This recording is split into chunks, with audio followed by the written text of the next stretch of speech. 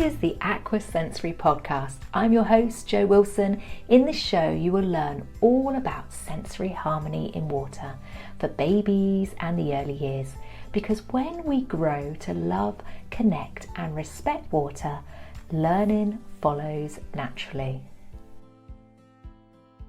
So today I am so excited to talk about all things sensory child development, but from an OT's perspective. We're so lucky today. We've got Jess Kennedy from OT and Me. Welcome, Jess. Thanks a million for having me, Jo. Very excited.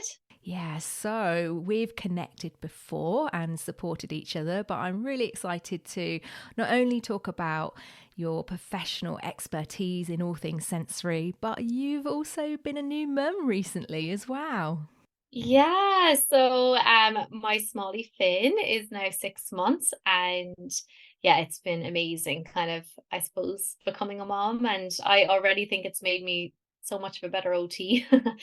um But yeah, it's been, I think from a child development perspective, especially when you're working in this, there was obviously a lot of anxiety as well around it, and like nearly sometimes too much information you can know, but it's been just lovely to watch him play and develop and be a part of that. And like they really do come with their own little personalities, and you're there kind of guiding them through it, aren't you?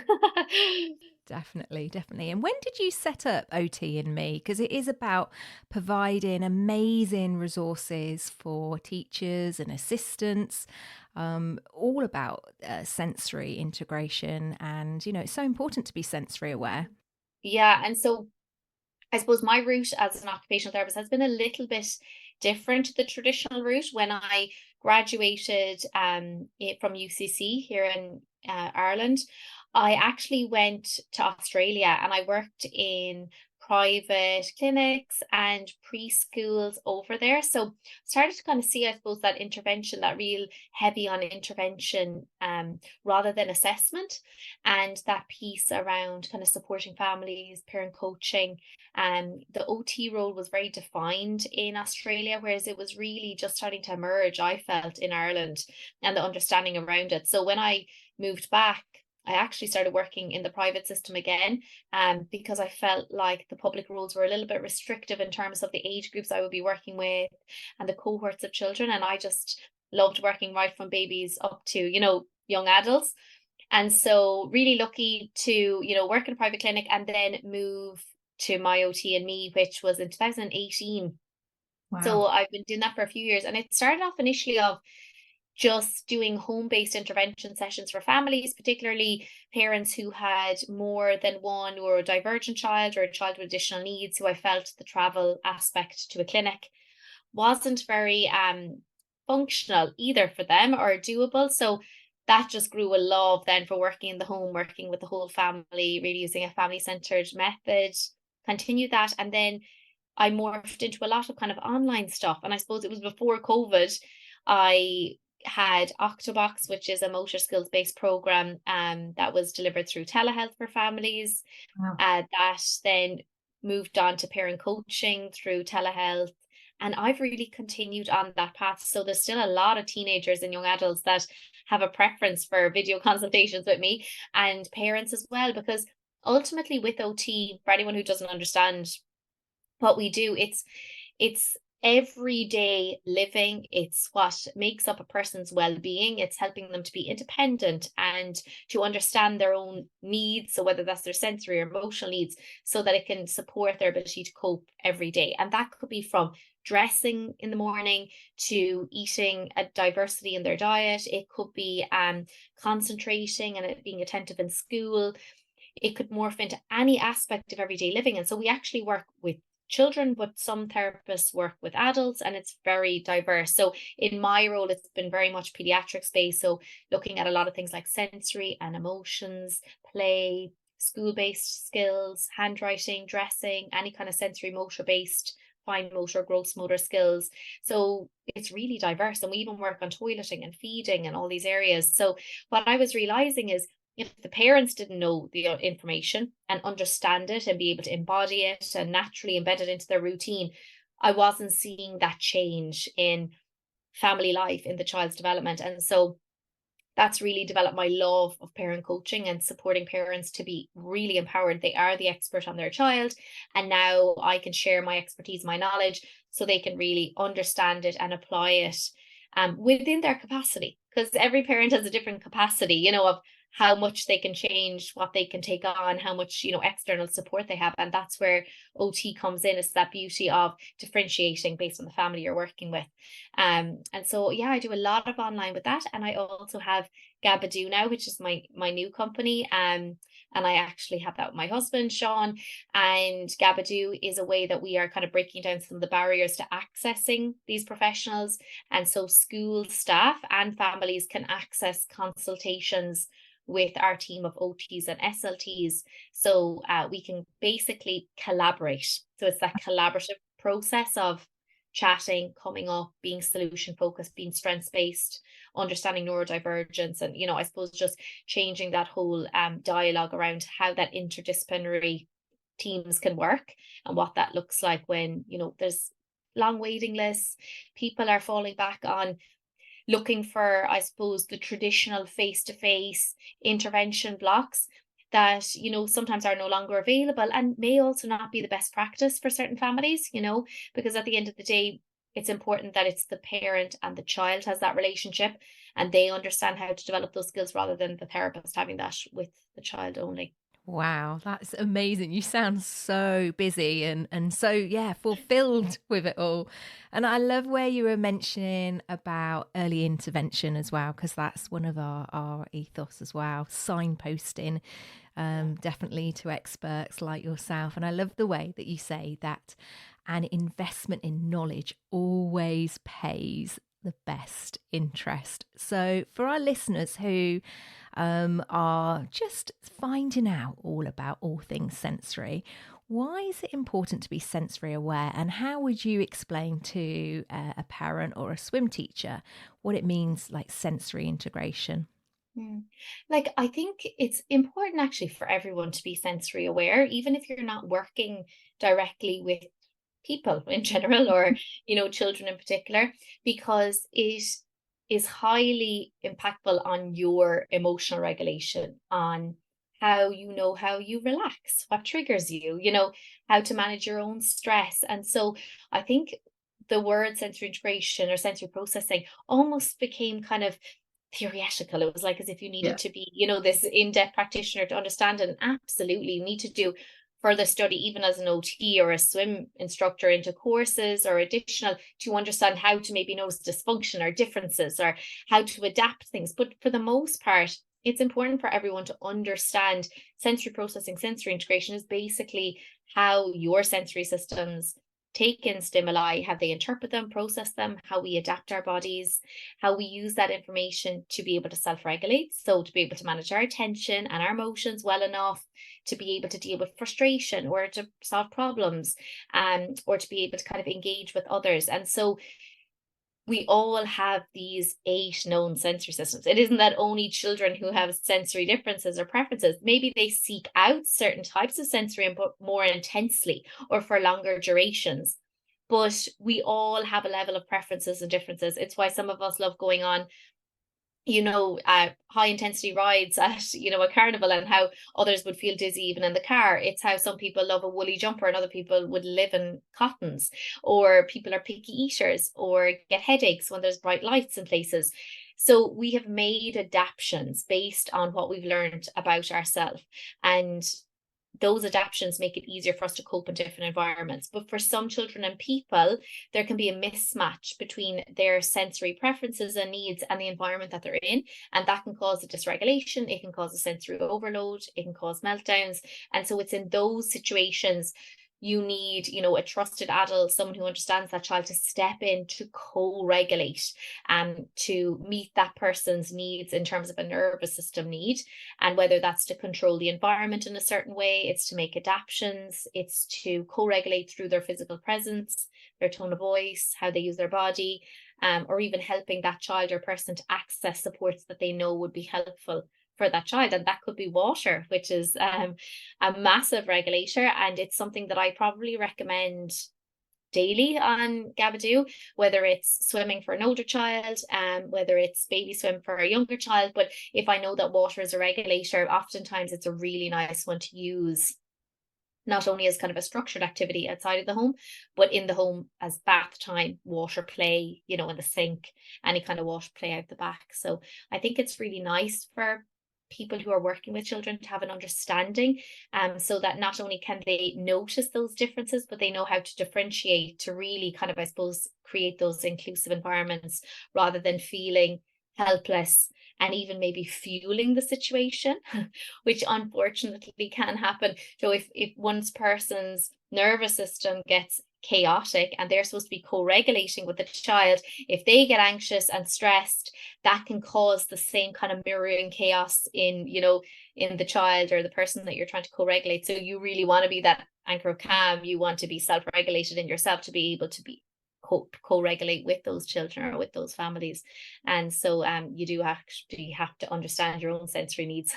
Yeah, And absolutely. you need to understand, I suppose, some of that trickier stuff around interoception, around your internal sensations. And that's part of sensory as well, is that if my stomach is empty, I know how to read those cues that I need to eat. But I also know if I'm angry, I could be hungry.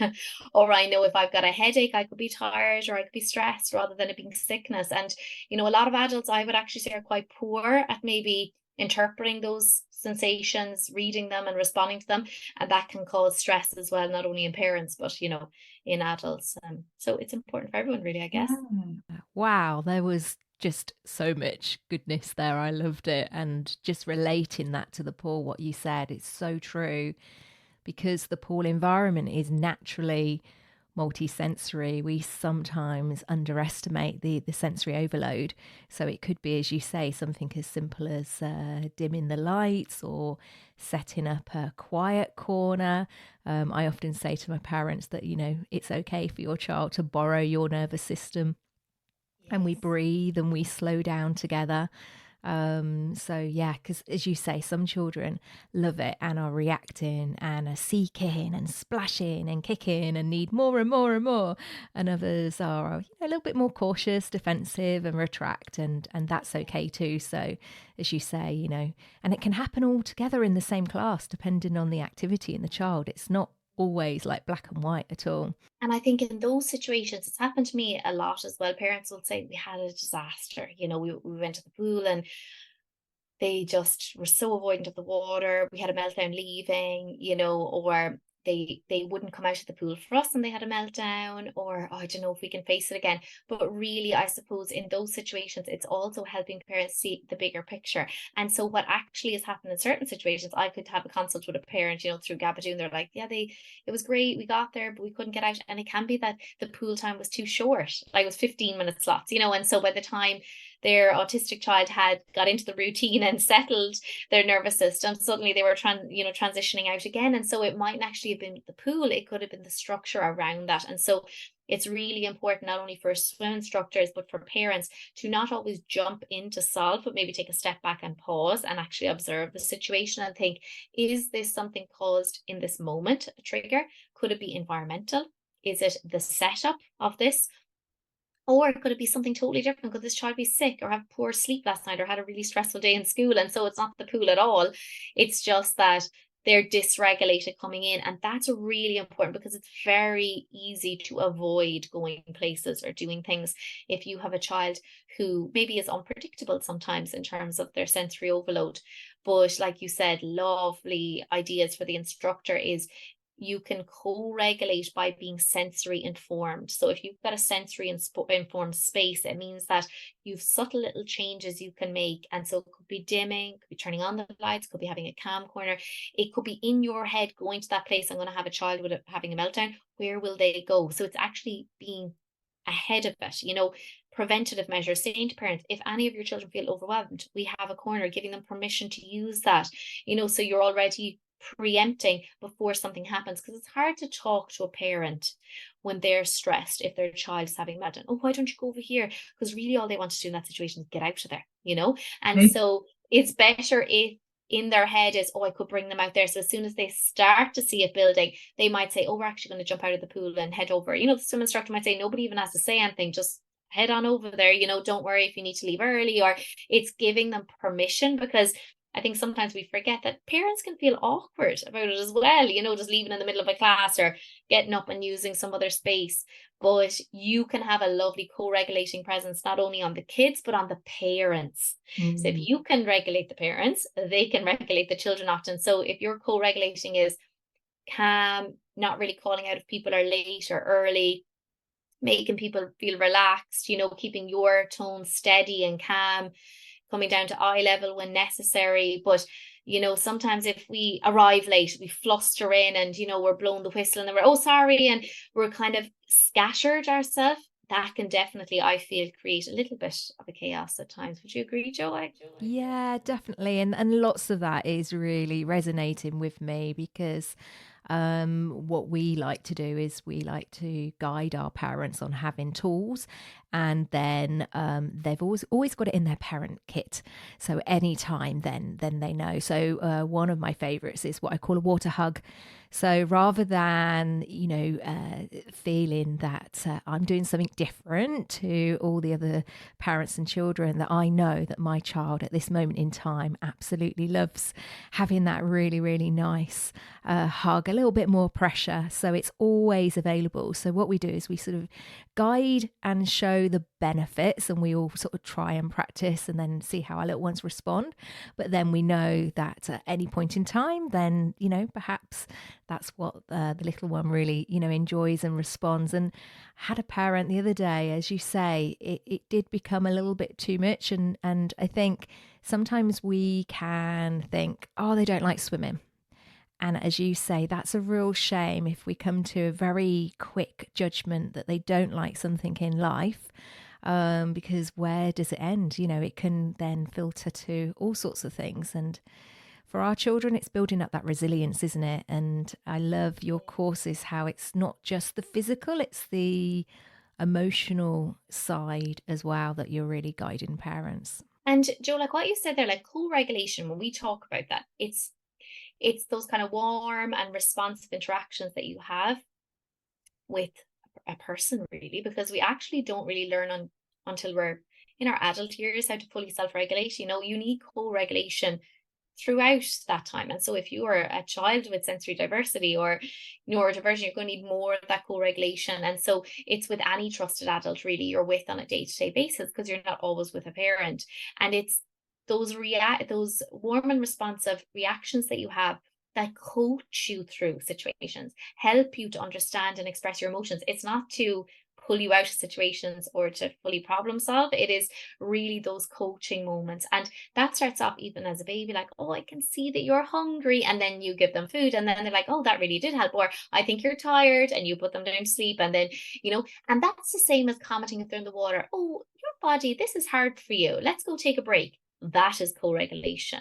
Does that make sense? Yes. Or I can see that the water is hard for you. Let's play outside the water and let's watch everybody else play, So you can differentiate in the moment. And some parents find that really challenging, because it is challenging and it is a skill. And I'm saying it very easily there, but we constantly do that as OTs. How do you grade and adapt? But for maybe the swim teachers to think about that, rather than it being total avoidance, it could be, why don't you come the next day and I'll fill a basin of water, and they can literally just splash the water on the side, but you can stay earthside, and yeah, just kind of like play in the water, let the child observe. You observers, like kids that are observers, like to watch, don't like the demand being placed on them. They have to go in the pool. But sometimes when you pull that back and you're like, you can go in, you don't have to go in, we can play out here, they might just go in themselves, So yeah. It is also thinking about, like, this mightn't be sensory, this could be more behavioral for this child. And that could be that, maybe they strive for autonomy on a day-to-day basis. Maybe they're quite rigid, or, they have a certain plan in their head, and they need this time. And so it's really trying to be flexible around that. And obviously, if that continues week in, week out, maybe it isn't their thing, going into the pool. But I think, like you said, you do want to coach in those moments. What can we learn from this? And like, if you're teaching a parent who feels like their body really enjoyed that bear hug with their baby or their child, and then you can say, you can do that as well at home, like a bear hug. It doesn't have to be in the water. So you're relating it to a transferable skill, which is really nice. And that will stay with that parent. There's so many parents have said to me, I did do a class and they did say pressure can help, so we do bear hugs. That simple little technique can actually make all the difference at home. I love that. I love that. And how is your little one Finn at home in the bath? Have you had many experiences and splashy times together? Oh, absolutely. And like your book that you sent as well, Joe, just fab ideas. Like I absolutely loved it. Oh, you're So welcome. like his name, Finn, he absolutely loves the water. Such a lover of the water. Like he from the moment we put him into the bath, just wants to be kicking and splashing. So I definitely have a little bit of a seeker when it comes to the water. But what I noticed that I did need to adapt was the time of it. So I just thought, oh, this could be part of the wind down routine, and we'll do it before bed. And like it was just not working. Like he was finding it so hard to transition out of the bath because he was tired and because he loved playing in there. So it's more of a play-based activity for him rather than it being like deregulating in downtime. He's more of a cuddler and kind of just play on the bed, or just read a book kind of a baby. And so I really had to learn that, because now when I do it nearly like in the morning or the middle of the day, absolutely loves it. It's more of an alerting activity for him. He likes to really work his muscles. Kicking, I need to get a bigger bath. Kicking and splashing. And I don't really have to do much. We sing songs a lot. We put on nursery rhymes. I don't really use many toys in the bath yet with him, because he likes just to move his body and how it feels.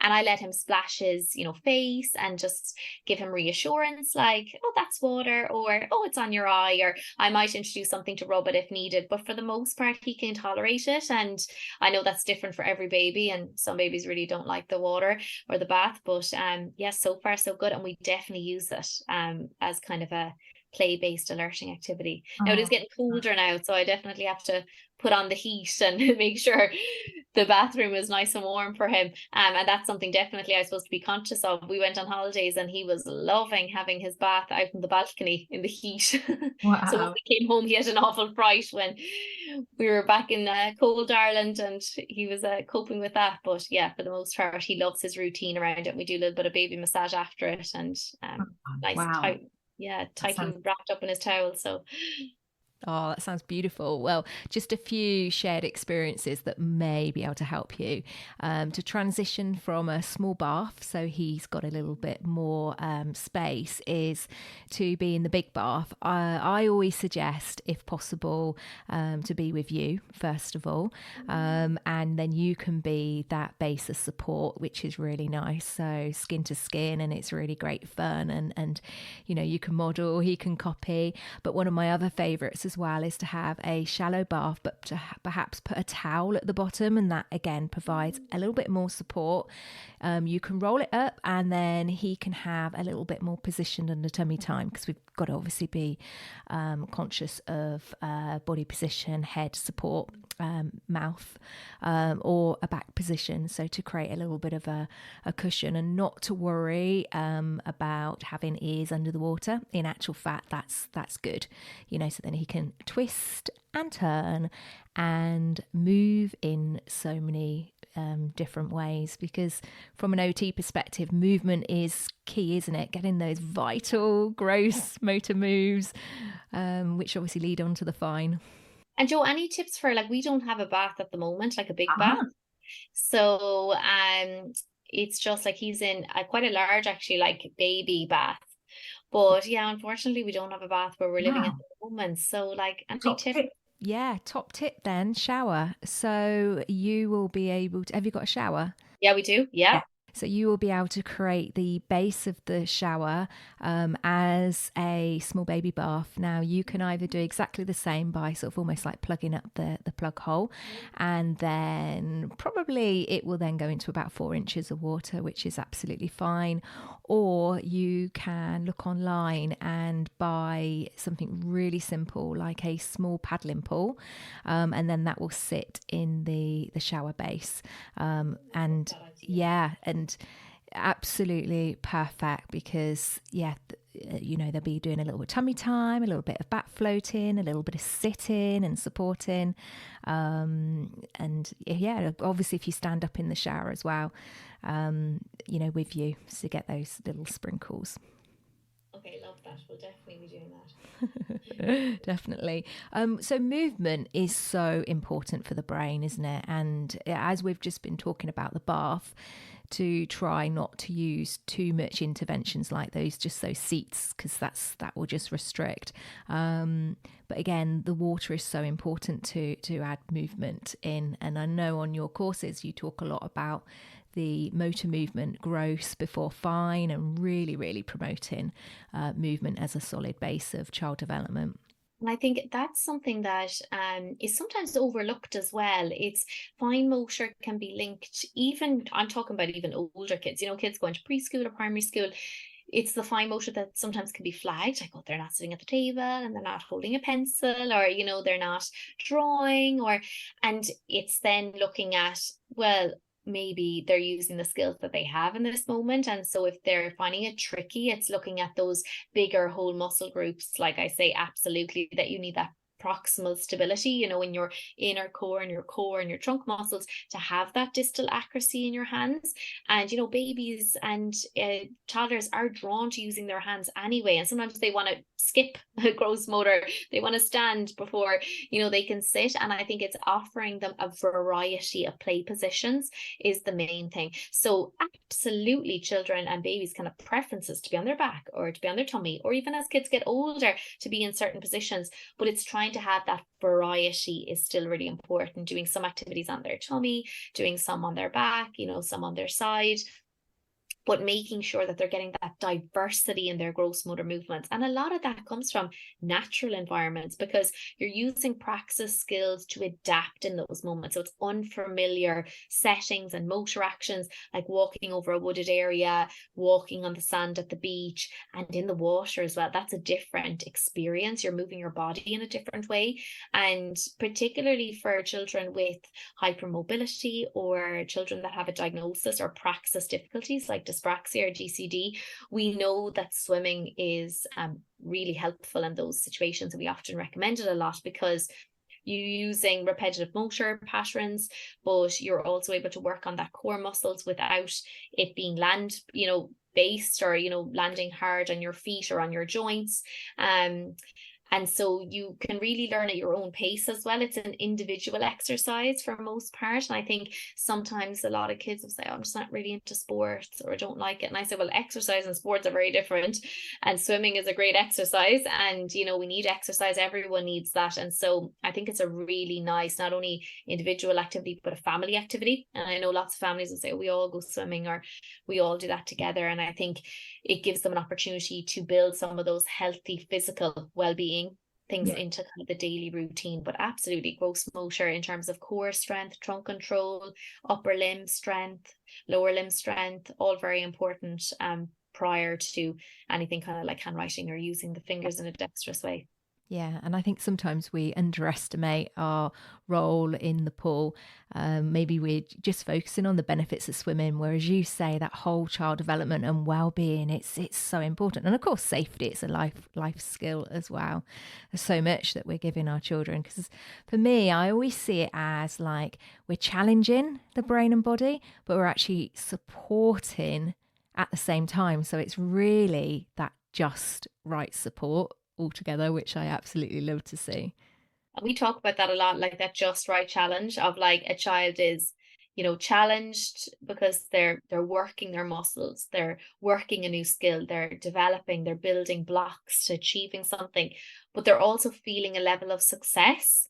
So if, a skill is beyond their tolerance, you'll often see a lot of those behaviors or avoidance, because it's not that just right challenge. We all need to feel a little level of, success or completion, or that we're reaching it. And that's why, even swim skills or being in the water needs to be pitched to that right level. You're not going to be teaching a child who's just been introduced into the water to dive, into the water. It's that lovely slow progression as well around exposure, and that it's play, it's learning moments, that it doesn't have to be about skill acquisition the whole time. It can just be about being present, being there, being in a different environment, and just enjoying it from a play perspective.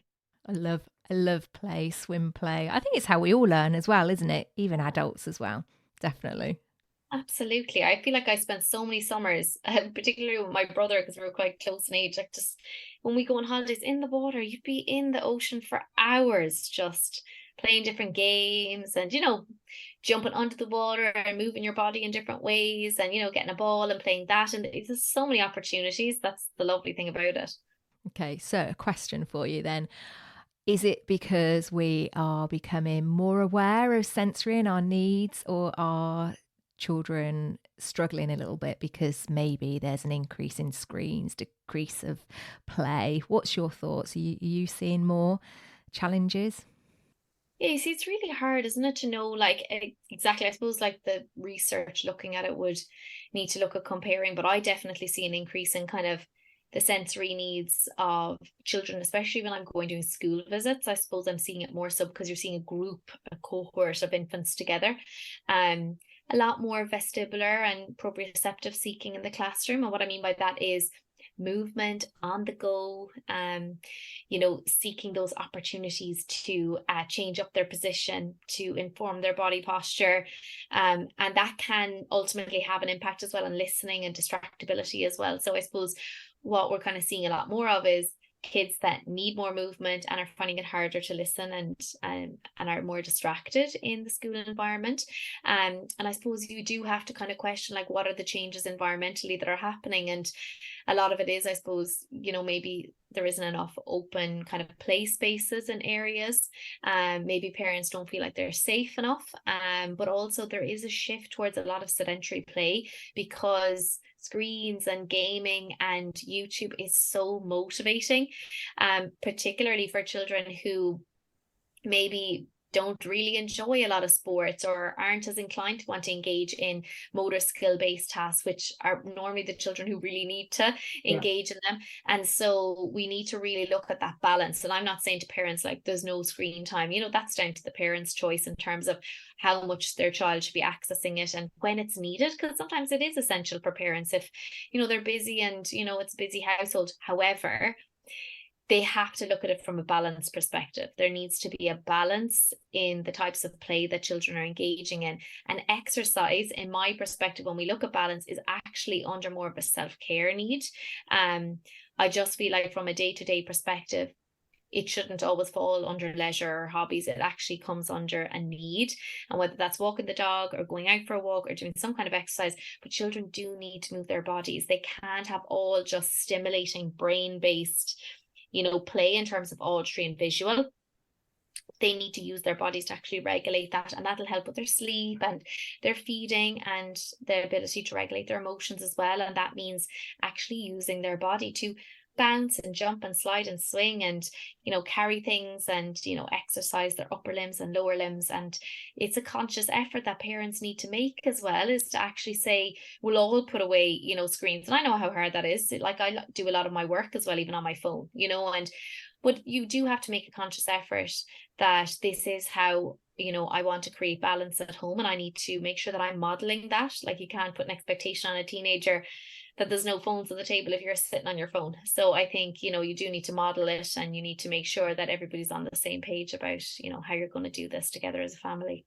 Wow, there's so much advice there. I said about 10 years ago, the world's changing the way we move, play, and talk to each other. And I just didn't really have the whole concept of how much our world has changed. But we're seeing a lot of changes in the pool with our children, and as you said, a lot of focus, attention, a lot of seeking behaviours, whether they are jumping up and down in the water or the opposite, actually going under the water to seek that really quiet time as well. A lot of fidgets. So sometimes the children have got a bit of a strategy. They've got maybe a fidget spinner that they like to bring into the pool. So it's great now. I think there's more awareness that the children have their own tools that they can access, and for us to find out what works for that individual child, and then can we bring it into the water, because there's so many things that is dry land, but we can actually bring in the water to help and support as well. Mm-hmm. Absolutely. Great. So let's finish on, because something really yummy, and your background is baby massage, nurture, a positive touch and reinforcement. And I think it's so nice from a parent point of view as well. When you've got your little one, it's so important, isn't it? The sensory needs of belonging, being together, nurturing, responding. And sometimes we underestimate, don't we, the importance of positive, nurturing touch.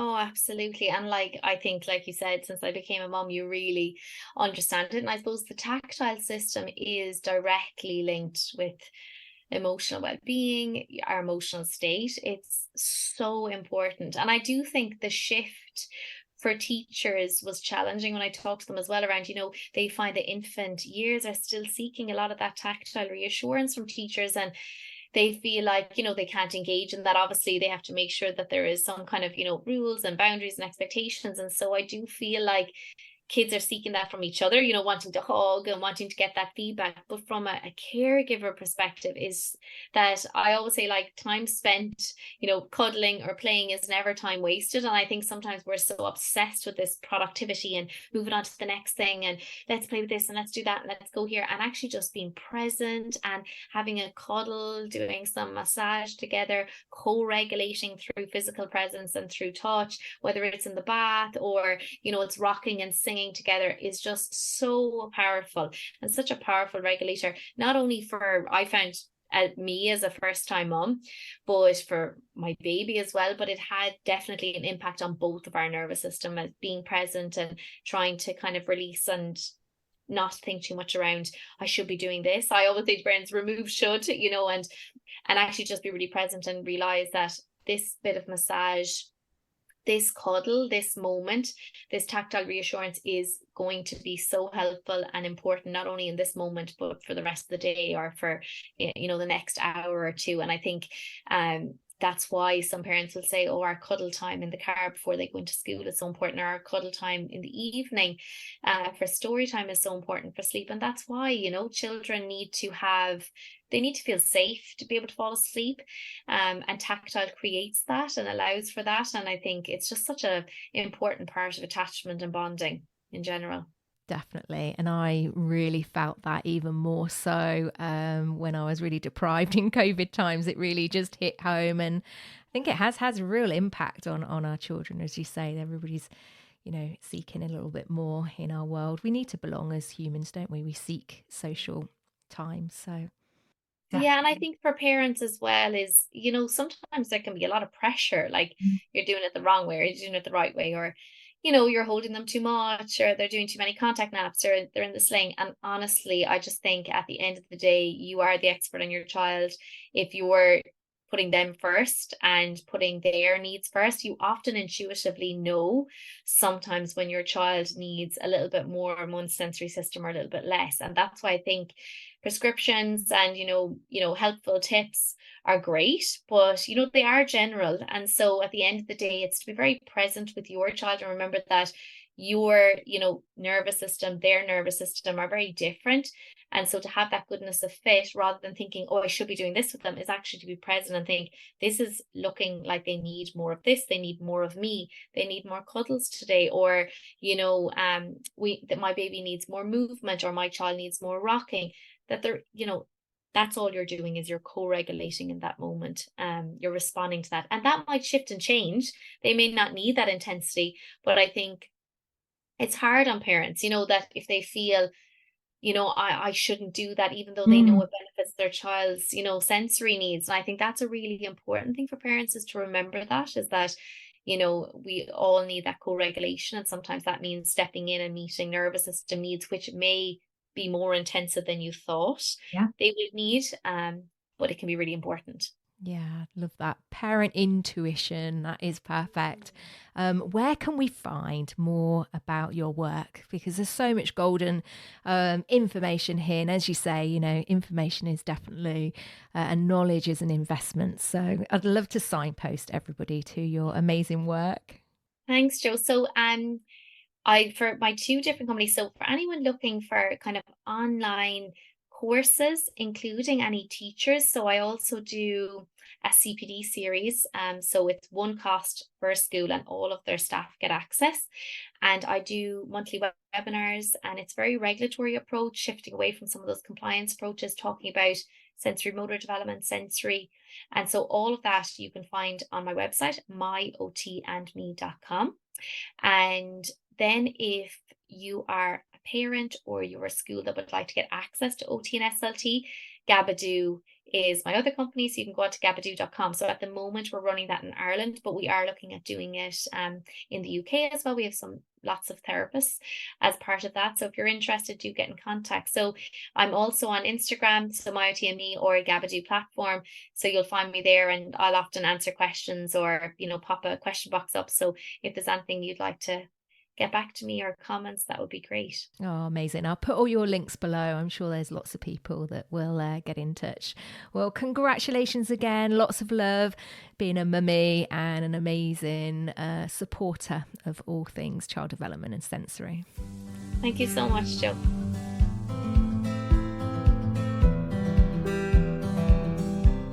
Thank you for listening to the Aqua Sensory Way. It's so nice to have you here tuning in today. Let's connect again soon. I'd love you to find out more about creating sensory harmony in water.